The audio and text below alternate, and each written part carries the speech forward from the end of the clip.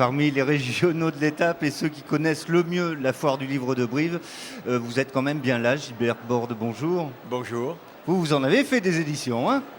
Ah oui, pas mal, oui. Mais je veux d'abord dire à quel point je suis heureux de renouer avec la radio, qui fait partie, vous le savez probablement, de mes grandes anciennes amours. Donc voilà, c'est un bonheur de parler dans un micro et surtout sur France Bleu. Merci beaucoup. Gilbert Borde, vous revenez avec un roman aux éditions Belfond, La Tour de Malvan, qui, cette fois-ci, se passe en Corrèze, plus précisément Xaintry, sur les bords de la Dordogne. Oui. Moi, j'ai imaginé que Malvan, la commune que vous évoquez, ça pouvait être Aurillac.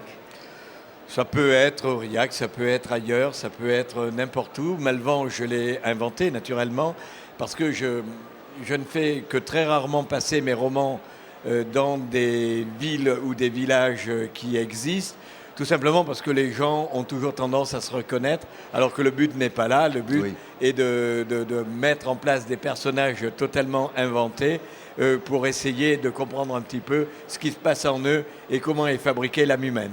Alors, ce qu'il y a de formidable dans cet ouvrage, et je vous en remercie, parce qu'il y a certains bouquins, il faut attendre les 100 premières pages pour savoir à peu près où on va aller. Vous, au bout de 3 pages, ça y est, on est dedans, on ne le quitte plus, le roman. C'est ce que j'essaie de faire. Je ne le fais peut-être pas toujours avec bonheur, mais rien ne m'ennuie autant qu'un livre dont il faut tourner 100 pages avant de savoir un petit peu de quoi il retourne. Donc j'essaie de rentrer directement dans le sujet et je ne réussis pas toujours, mais si j'ai réussi pour celui-là, eh bien, j'en suis extrêmement ravi. Alors donc là, il s'agit d'un petit village, donc de Xaintry, Malvan, où c'est la fin de la guerre de 14-18, on est en 1919, l'année juste après. Les hommes qui ont pu en revenir, parce qu'il y a eu énormément de morts à cette guerre-là, sont tous des gueules cassées, des estropiés. Voilà. Et ce qui est encore plus grave d'ailleurs, parce que bon, les morts, ils sont morts, ils ne reviennent pas, on garde leur mémoire, on peut les pleurer, mais ils sont absents. Par contre, les gueules cassées sont là tous les jours, le témoignage de l'enfer qu'ils ont vécu, cet enfer monstrueux que d'ailleurs n'est pas seulement propre à la guerre de 14, mais à toutes les guerres du monde, quelles qu'elles soient, et de nos jours encore.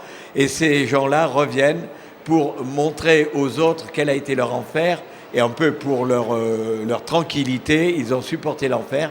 Et là-dedans, pourquoi certains auraient-ils plus de chance que les autres? Et c'est l'histoire de mon roman. Voilà, c'est l'histoire de quelqu'un qui revient du village aussi, après avoir passé plusieurs années ailleurs. Angelo, d'abord un étranger. Alors forcément, un étranger ne peut être que coupable de plein de choses, on ne sait pas quoi, mais il est forcément coupable. Un étranger, et lui, il a fait toute cette guerre, et il a échappé absolument à toutes les balles. Donc les gens qui ont connu l'enfer de Verdun et un peu ailleurs se disent que ce n'est pas possible. Ce n'est pas possible, sauf si ces balles ont été arrêtées par quelque force diabolique. De là à penser que cet homme-là a bénéficié de l'aide du diable, il ne faut pas aller très loin, et c'est ce qu'on fait bien sûr. Et alors, détail sordide, un soir d'hiver, de cet hiver 1919, la tour de Malvan commence à émettre un son lugubre et on ne comprend rien. On fait même venir les gendarmes qui ne comprennent pas non plus. Et oui, parce que, puisque cet homme est revenu de la guerre sans la moindre égratignure, puisque on considère qu'il y a là une intervention diabolique, on peut se dire que ce bruit que l'on entend, qui vient de cette tour antique, dont on ne sait pas trop comment et quand elle a été construite, mais en tout cas, elle est là, elle est présente et elle est elle aussi maléfique. Ce bruit qui vient de là ne pourrait être que pour avertir la population de certains manquements envers le père de cet Angelo, cet Italien, ce forgeron, qui lui revient de la guerre totalement indemne et en pleine forme, et que peut-être on a laissé mourir son père dans des conditions très graves.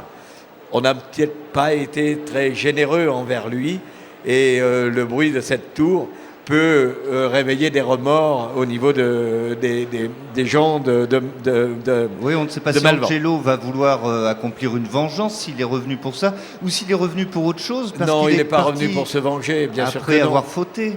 Il est revenu comme on fait toujours, il est revenu poussé par l'amour d'une femme qu'il a connue juste avant de partir, puisqu'il s'est battu avec son père pour cette femme, donc il a quitté la région, mais il a laissé un petit souvenir, un grand souvenir même, une petite fille qui lui ressemble, comme tous les enfants du péché, qui lui ressemble énormément.